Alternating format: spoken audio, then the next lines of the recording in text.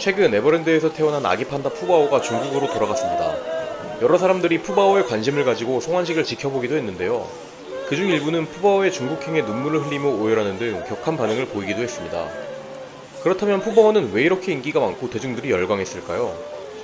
그 이유를 판다의 특징과 더불어 에버랜드 측의 IP 마케팅으로 알아가 보도록 하죠. 판다는 귀엽습니다. 다른 동물에게서 찾아볼 수 없는 흑백의 무늬와 바보 같아 보이기도 하는 엉뚱한 행동을 하기도 하죠. 그리고 느릿느릿하면서도 평화로운 모습은 보는 관광객으로 하여금 귀여움과 매력을 느끼게 하는데요. 하지만 이런 귀여워 보이는 판다, 사실 엄청나게 비싼 몸이라는 사실 알고 계셨나요? 판다는 중국에서 외교적 목적으로 각국에 대여를 해주는데요.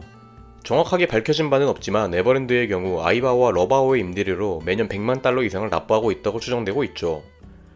더욱 흥미로운 점은 새끼가 태어나도 중국 소유이며 4살이 되면 번식을 이유로 중국에 반환해야 합니다. 뿐만 아니라 새끼가 태어나면 중국에 기금을 줘야 하는데 에버랜드는 푸바오가 태어난 2020년 첫 해에만 중국에 50만 달러, 하나로 약 6억 7천만 원을 지급했습니다. 이뿐만이 아닙니다. 판다의 주식은 대나무인데 대나무 외에 다른 식사는 거의 하지 않는 걸로 알려져 있는데요. 판다 한 마리당 하루에 50kg의 대나무를 먹으며 먹는 대나무 사료만 연간 1억 원에 달한다고 합니다. 또한 건강을 위한 혈액검사, 의료진 운영비 등을 합치면 결국 수십억의 유지비가 된다고 하죠. 그리고 판다 외교라는 말을 사용하니 세금으로 판다를 운영하는 것으로 오해하는 사람들도 많은데요. 사실 에버랜드가 모든 비용을 지출하고 있다고 합니다. 그렇다면 이렇게 거대한 비용을 지출하면서까지 판다를 대여해서 유치하는 이유는 무엇일까요? 당연하게도 돈이 되기 때문입니다. 에버랜드의 판다월드만 해도 매일 수천 명의 관광객이 입장하고 유튜브와 상품 판매 수익까지 엄청나게 거둬들이니 매년 수십억 지출을 감당해도 이득이라는 거죠. 그렇다면 푸바오가 가져오는 경제 효과는 얼마나 될까요? 에버랜드 측에 따르면 2021년 1월 푸바오가 에버랜드에 공개된 이후 2024년 2월까지 에버랜드의 판다월드 입장객 수는 약 540만 명이었다고 하는데요. 푸바오 공개 전 입장객 수가 100만 명 수준이었다고 하니 5배 이상 증가했음을 알 수 있죠. 매년 100만 명 이상의 입장객이 증가했다고 볼 수 있습니다. 또한 판다 관련 굿즈도 불티나게 팔렸습니다. 2021년부터 인형, 머리띠 등 약 400종의 판다 굿즈가 출시됐고 270만 개가 팔린 것으로 알려져 있죠. 게다가 푸바오가 태어난 이후 에버랜드 공식 유튜브 채널은 구독자가 140만 명을 넘는 등 지대한 영향을 미쳤습니다. 이뿐만이 아닙니다. 눈에 보이는 경제적 가치를 제외하더라도 판다가 가져오는 브랜드 가치가 에버랜드의 기업 이미지에 미치는 영향은 지대하다고 할 수 있죠. 에버랜드 측의 발표에 따르면 에버랜드에 오로지 판다만 보러 오는 사람은 많지 않기 때문에 판다로 인한 경제 효과는 추산하기 어렵다고 합니다.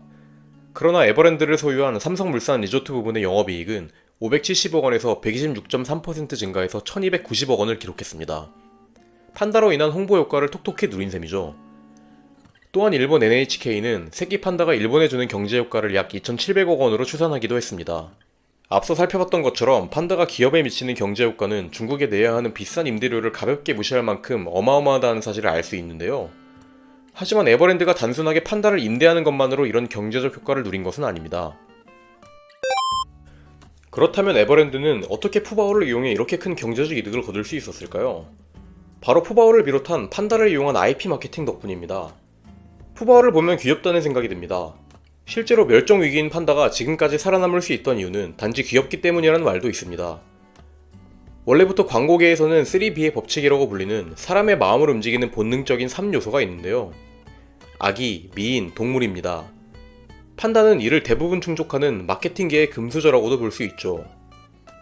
특히 야생동물 중에서는 판다처럼 아기일 때의 귀여운 모습을 유지하는 경우가 많지 않습니다.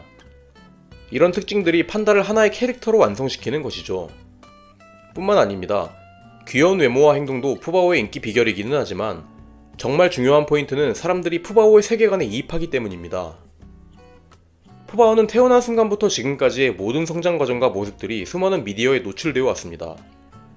대중들은 푸바오가 아기일 때부터 겪은 일들과 커가는 모습들을 유튜브나 TV 등 각종 매체를 통해 접하게 됩니다. 푸바오가 태어난 순간, 처음 방사장에 나간 날, 푸바오의 돌잔치와 생일잔치 등 푸바오의 일거수일투족을 함께 보면서 팬들은 푸바오에 몰입하게 되고 마치 랜선 육아를 한 듯한 착각에 빠지게 되는 거죠. 또한 푸바오와 사육사 간의 따뜻한 관계성도 인기에 한몫하고 있습니다. 유퀴즈 언더 블럭에 출연하기도 했던 사육사 강철원 씨와 판다들의 가족 같은 따뜻한 모습은 많은 사람들에게 감동을 불어일으키기도 했습니다. 이렇듯 푸바오는 단순하게 귀엽기 때문에 인기가 많은 것만은 아닙니다. 푸바오의 사례는 마케팅에 있어서 가장 중요한 요소들이 모두 담겨 있다고 볼 수 있는데요.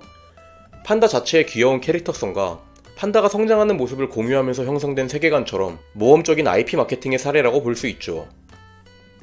에버랜드 입장에서는 매년 막대한 비용이 소모되는 판다는 최대한 투자 대비 비용을 뽑아내야 하는 이른바 투자 자산입니다.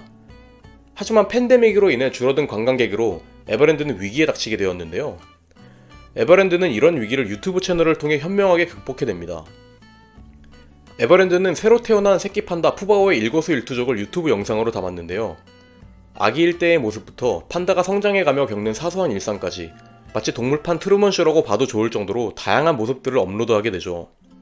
이를 통해 대중들은 집에서도 영상을 통해 24시간 어디서든 푸바오를 볼 수 있게 되었고, 알고리즘을 통해 더 많은 사람들에게 이런 모습들이 노출되는 결과를 가져왔습니다.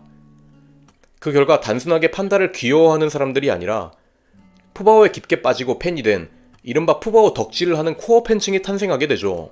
이런 코어 팬층의 영향력은 어마어마합니다. 푸바오에 깊게 몰입하며 관련된 소비를 하는 것에 주저함이 없죠. 에버랜드 판다월드에는 대포 카메라로 푸바오의 모습을 촬영하는 팬들도 있고, SNS에는 푸바오 팬 계정이 넘쳐납니다. 앞서 언급했던 굿즈 판매 증가도 이런 푸바오 덕질의 영향이 크다고 볼 수 있습니다. 위에서 살펴봤던 것처럼 푸바오 마케팅은 마치 엔터테인먼트 산업과 유사합니다.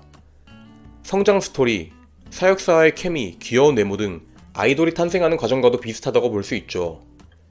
귀여운 외모와 잘 짜여진 세계관, 성장 서사, 그리고 에버랜드 측에서 철저하게 기획한 영상, 콘텐츠와 팬들을 더 빠져들게 만드는 굿즈 판매 등이 성공적으로 맞물렸기 때문에 마치 아이돌에 빠지듯 푸바오에 깊게 몰입하는 팬들이 생긴 것이죠. 에버랜드는 새끼 판다라는 콘텐츠로 엄청난 캐릭터를 만들어낸 셈입니다. 이러한 현상에 대해 이승윤 건국대 경영학과 교수는 놀이동산이나 동물원에 특정 동물을 향한 팬덤이 생기는 건 지극히 이례적이라며 푸바오가 아니었다면 기대하기 힘든 현상이라고도 말했습니다. 그러한 관점에서 바라보면 푸바오가 떠날 때 그렇게 슬퍼하던 팬들이 많았던 것도 그들에게는 단순히 중국 곰 한 마리가 떠나는 게 아닌 랜선 육아를 하고 일거수일투족을 공유하던 이른바 최애가 떠난 것이라서 그렇습니다. 에버랜드의 마케팅에 깊게 빠져들었다고도 볼 수 있는 것이죠. 이렇듯 판다가 주는 영향력과 경제적 효과가 어마어마하기 때문에 중국에게 비싼 임대료를 내면서도 판다를 유치하는 것이죠. 역대급으로 성공한 동물 마케팅 푸바오에 대해 알아봤는데요. 일각에서는 반중 감정에 힘입어 뭐하러 비싼 돈을 내고 중국의 판다를 대여하냐는 의견과 푸바오가 떠날 때 오열하는 사람들을 보고 장례식인 줄 알았다, 과하다라는 의견 또한 존재합니다. 여러분들의 생각은 어떠신가요?